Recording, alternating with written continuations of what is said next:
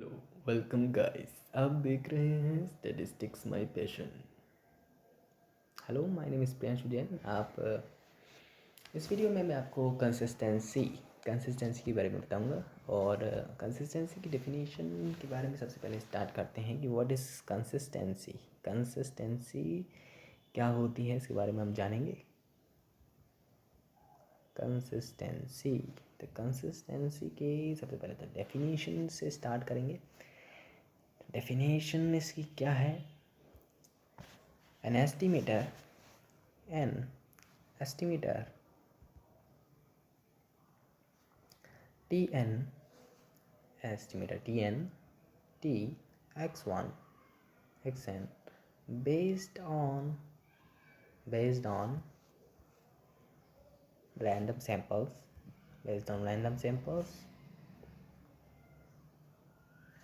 of size n, is said to be consistent estimator. Is said to be consistent estimator of gamma theta.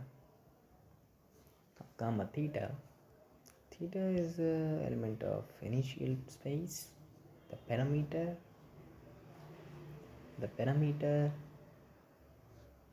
space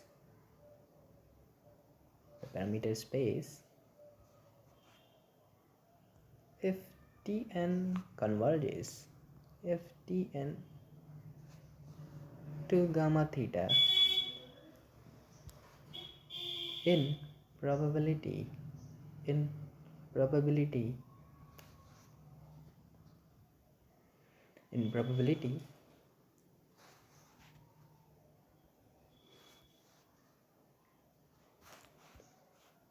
if Tn is to gamma theta as n is to infinite.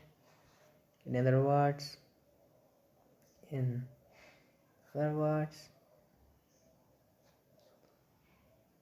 Tn is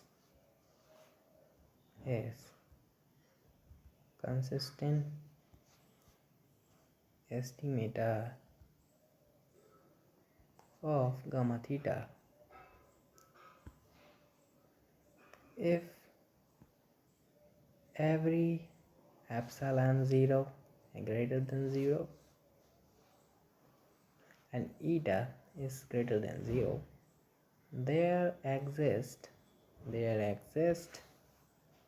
a positive integer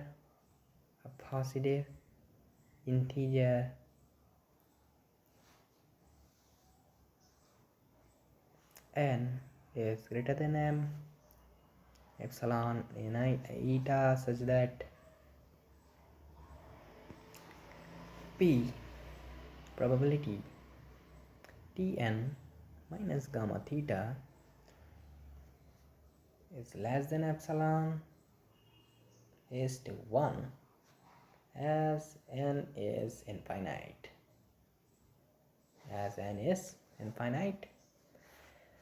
And tends p Tn minus gamma theta less than epsilon is greater than 1 minus theta for all n is greater than m, where m is some very large values of n, where m is some very large value of n.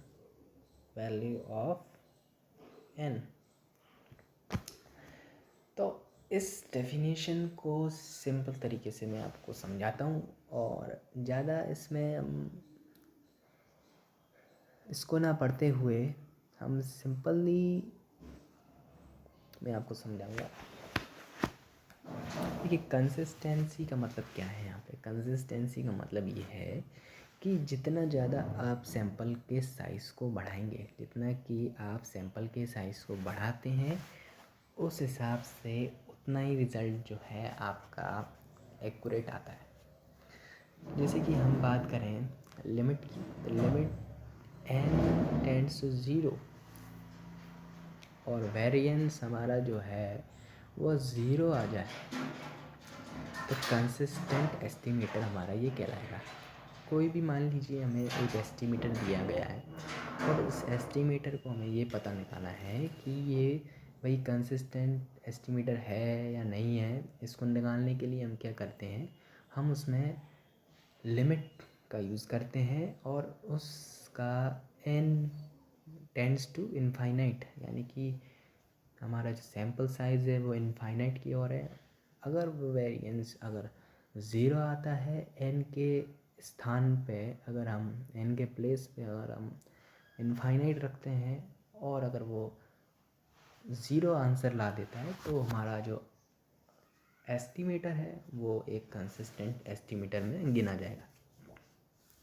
तो अगर आपको अभी ना समझ में आया हो तो कोई टेंशन वाली बात नहीं है, अभी हम इसके एग्जांपल्स को भी समझेंगे जिससे आपको और क्लियर हो जाएगा अच्छे से कि एक्चुअली कंसिस्टेंट होता क्या है। इससे पहले वीडियो में मैंने आपको अनबायस एस्टिमेटर के बारे में बताया था, शायद आपको समझ में आई हो वीडियो। इस वीडियो में आपको कंसिस्टेंसी के बारे में बता रहा हूँ, जो कि हमारे थ्योरी ऑफ एस्टिमेशन का काफ़ी इम्पॉर्टेंट टॉपिक है। तो कंसिस्टेंसी को समझने के लिए आप इस वीडियो को पूरा और अच्छे से देखें, पेन पेपर हाथ में इसको नोट करें लिख के, तो आपको ज़्यादा समझ में आएगा। डेफिनेशन चलिए पढ़ लेते हैं। डेफिनेशन में क्या लिखा है कि भाई ये सैंपल है हमारे पास जो कि रैंडम सैंपल साइज n है, is set to be consistent estimator of gamma theta. The parameter space if Tn converges to gamma theta in probability if Tn tends to gamma theta and as n tends to infinite। तो कहने का मतलब क्या है, n का जो हम size है इनफाइनाइट तक ले जा रहे हैं तो हमारा जो सैंपल है वो हमारे पैरामीटर के लिए कन्वर्ज होता जाएगा। समझ रहे हैं आप?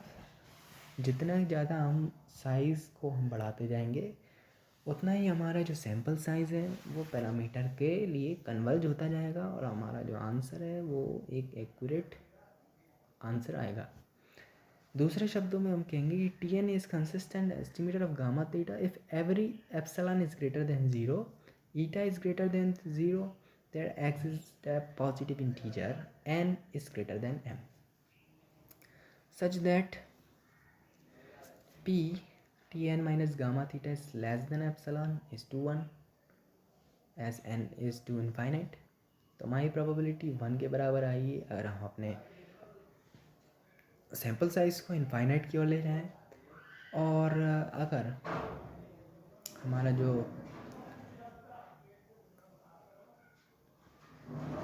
दूसरा स्टेटमेंट है p Tn minus gamma theta is less than epsilon is always greater than 1 minus eta.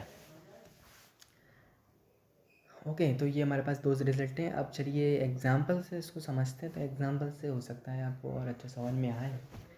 इससे पहले इसमें कुछ थ्योरम्स हैं तो वो आप थ्योरम्स भी पढ़ सकते हैं कुछ। तो आपको मैं थ्योरम बता देता हूँ क्या थ्योरम है इसमें, कि let Tn be a consistent, let Tn be a consistent estimator, be a sequence of estimators, be a sequence of estimators such that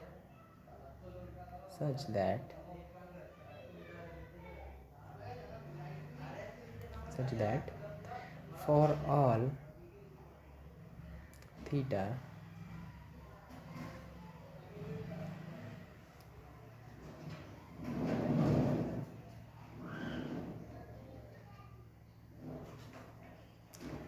Etn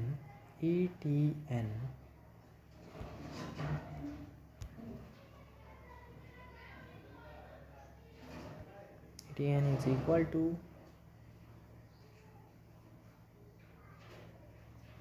Tn is equal to gamma theta n tends to infinite. This is the first statement, and the second statement is variance Tn is to 0 if n is to infinite. तो ये theorem में कुछ कह रहे हैं कि let Tn be a sequence of estimators such that for all theta, तो first statement है कि ई Tn is to gamma theta unbiased होना चाहिए, अनबायस्ड एस्टिमेटर की कंडीशन है ये। दूसरा है कि इसका वेरिएंस 0 होना चाहिए अगर n टेंड्स टू इनफाइनाइट, और इसे हम तब then Tn is a consistent estimator of gamma theta। तो इस तरीके से ये एक थ्योरम थी, थोड़ी सी इम्पोर्टेंट थी, इस वजह से मैंने बता दी इसको। अब चलिए हम एग्ज़ाम्पल देख लेते हैं, कुछ एग्ज़ाम्पल है इसका। और पहला एग्ज़ाम्पल जो है कॉशी डिस्ट्रीब्यूशन का है और एक नॉर्मल डिस्ट्रीब्यूशन का पहले मैं बता देता हूँ आपको।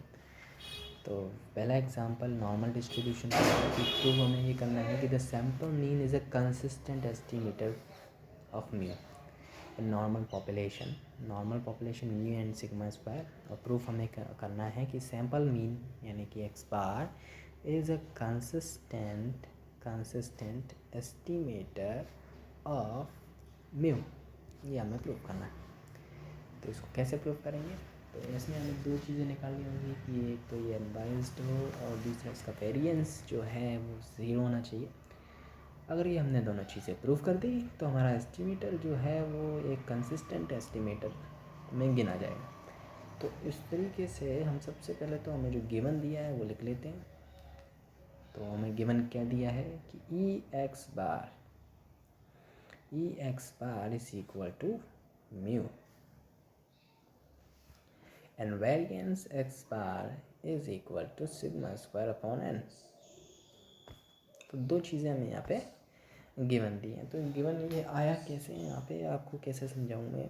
तो सबसे पहले तो यहाँ पे ये जो दिया था ये म्यू, वो जो कि मीन दिया रहता है, और ये जो दूसरा दिया है वो वेरिएंस दिया रहता है।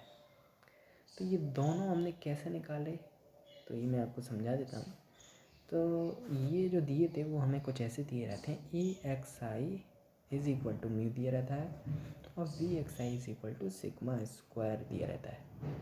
तो आप सोचेंगे कि एक्स बार और यहाँ पे एन कैसे आ गया यहाँ पे, है ना। तो इसको निकालने के लिए हम क्या करेंगे, इस जगह इनका समेशन करेंगे।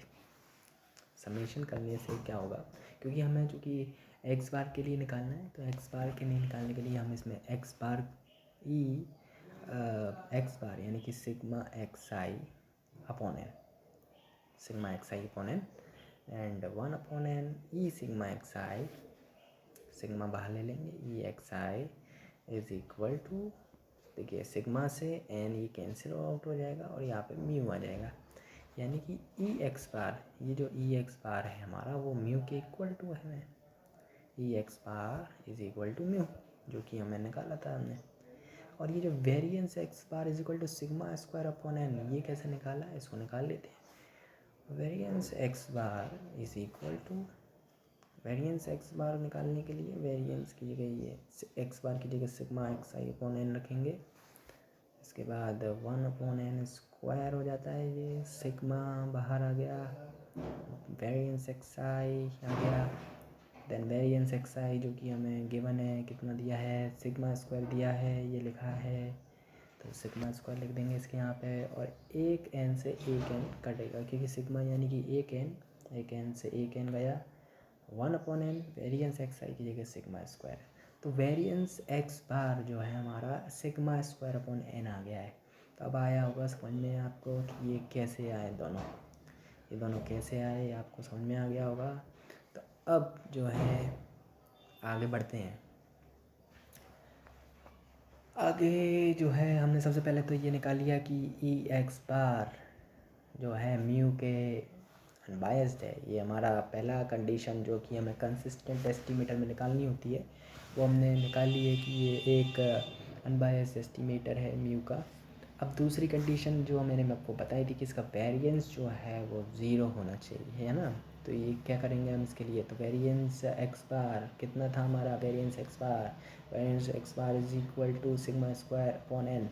इसमें हम चलिए रखते हैं एन की जगह क्या रखेंगे हम बताइए, सिग्मा स्क्वायर अपॉन इनफाइनाइट रखेंगे, बिल्कुल सही। And sigma square upon infinite रखने से हमारा आंसर क्या आएगा, जीरो आएगा। यानी कि हमारी ये दोनों कंडीशन यहाँ पे हमने प्रूव कर दी। ये एक अनबायस्ड एस्टीमेटर भी है और जो कि म्यू के अनबायस्ड है, और इसका वेरिएंस एक्स बार का वेरिएंस जो है ज़ीरो आता है। तो ये दोनों कंडीशन प्रूफ हो गई और इस तरीके से ये एक कंसिस्टेंट एस्टीमेटर होगा। एक्स बार जो है एक कंसिस्टेंट एस्टीमेटर होगा किसका, म्यू का। चलिए आगे बढ़ते हैं। दूसरा एक जो कि एग्ज़ाम्पल है हमारा, किसका एग्ज़ाम्पल है, कॉशी डिस्ट्रीब्यूशन के बारे में आपको मैं बताऊंगा। कॉशी डिस्ट्रीब्यूशन, सॉरी यहाँ पे आई, कॉशी डिस्ट्रीब्यूशन। तो कॉशी डिस्ट्रीब्यूशन का एक क्वेश्चन आपको मैं बताता हूँ जिसमें ये बोला गया है कि prove that for Cauchy distribution not sample mean but sample median as a consistent estimator of the population mean. इस क्वेश्चन में ये बोला गया है कि सैम्पल मीन नहीं है, is not consistent but sample median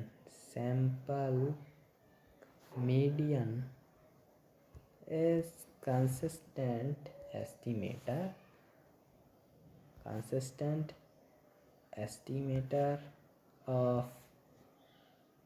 of population mean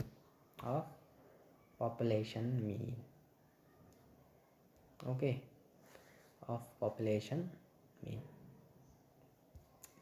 तो ये हमें पूरे इस क्वेश्चन में प्रूफ करना है। तो इसको प्रूफ करने के लिए सबसे पहले हम देख लेते हैं कि हमें कॉशी पॉपुलेशन, इसका जो प्रोबेबिलिटी फंक्शन होता है वो लिख लेते हैं। इसमें इसका प्रोबेबिलिटी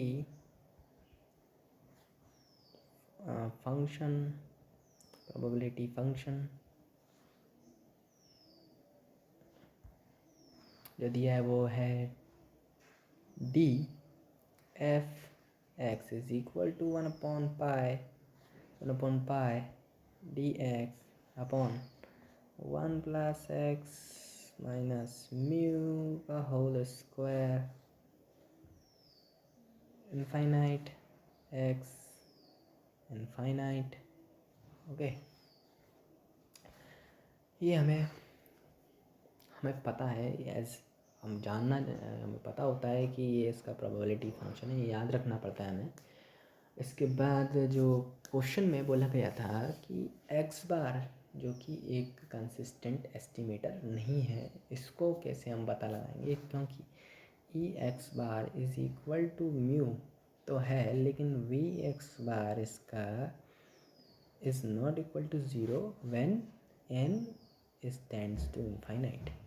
तो ये जो कंडीशन है कुछ ऐसी है कि ई एक्स बार तो है पर इसका वेरिएंस इक्वल टू ज़ीरो नहीं है, इस वजह से ये जो है कंसिस्टेंट एस्टिमेटर में नहीं आता। अब हम सैम्पल मीडियन की बात करते हैं। तो सैम्पल मीडियन को निकालने के लिए क्या करेंगे,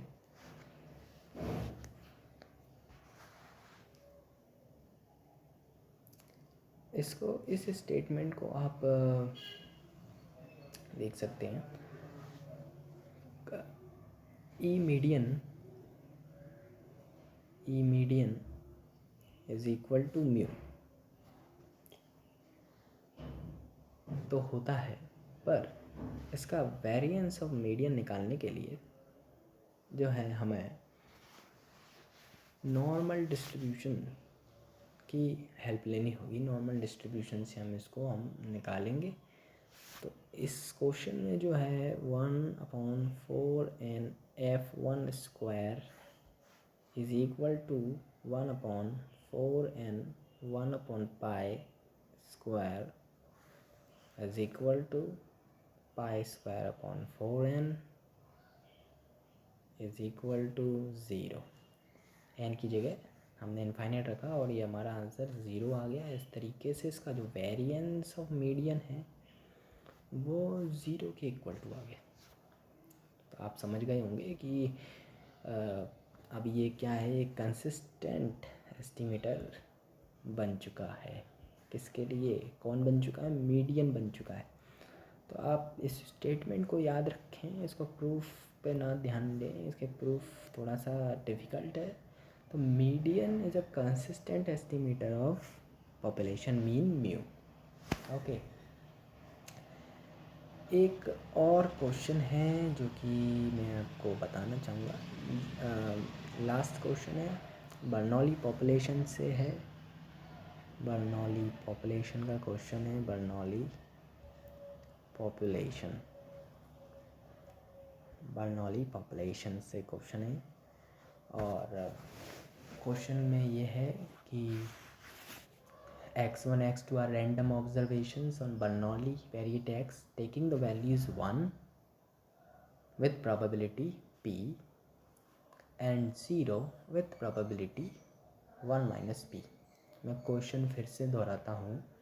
If x1 x2 xn are random observations on a Bernoulli variate x taking the value 1 with probability 1 and the 0 with probability 1 minus p, show that, show में ये करना है कि sigma xi upon n 1 minus sigma xi upon n is a consistent, is a consistent, is a consistent estimator, is a consistent estimator of p1 minus p, p1 minus p।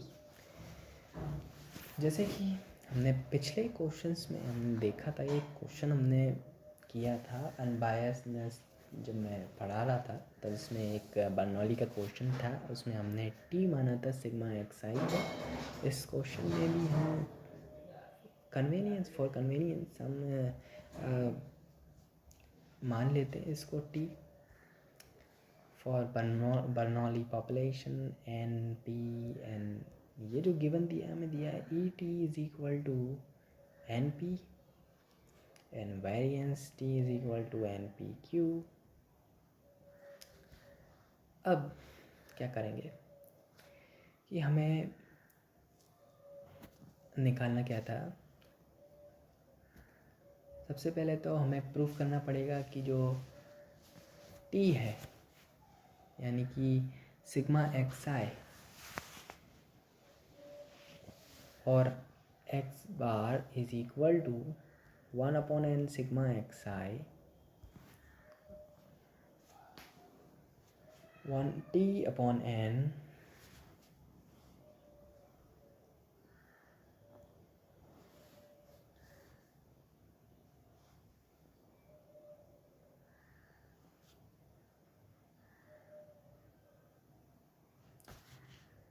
t/n। यहाँ पे हम इसका expectation लेंगे, E X bar is equal to 1/n 1/n E T is equal to 1/n then N P is equal to P. So हमारा x बार जो है वो तो आ चुका p के अनबायसनेस। अब हम इसका वेरिएंस और निकालेंगे, तो वेरिएंस निकालने के लिए जो है क्या करेंगे, variance x bar is equal to variance of t/n, variance t/n and 1/n square variance t, और वेरिएंस t की जगह रखेंगे हम N P Q, then P Q upon N ये आ गया variance of X bar. Then N की जगह हम यहाँ पे इनफाइनाइट रखेंगे तो आंसर जो है 0 के इक्वल आ जाएगा। इस तरीके से हमारा जो एस्टिमेटर दिया था sigma X I upon N, sigma X I upon N minus 1 is a consistent estimator of P1 minus P। तो ये क्वेश्चन में आपको समझ में आ गया होगा कि कैसे कंसिस्टेंट एस्टिमेटर निकालते हैं और क्या डेफिनेशन होती है कंसिस्टेंट एस्टिमेटर की। तो देखने के लिए धन्यवाद इस वीडियो को। और अगर आपको और भी क्वेरीज़ हों कंसिस्टेंट एस्टिमेटर के बारे में तो आप मुझे कमेंट करके पूछें, मैं आपको जवाब दूंगा 100%। और अगर नहीं भी दे पाऊँ तो कोई टेंशन लेने वाली बात नहीं है, मैं थोड़े दिन बाद दे सकता हूँ उसका आंसर। चलिए अगली वीडियो में मिलते हैं। एफिशिएंट एस्टिमेटर आपको मैं इसमें सिखाऊंगा अगली वीडियो में। तब तक के लिए गुड लक, धन्यवाद, शुक्रिया।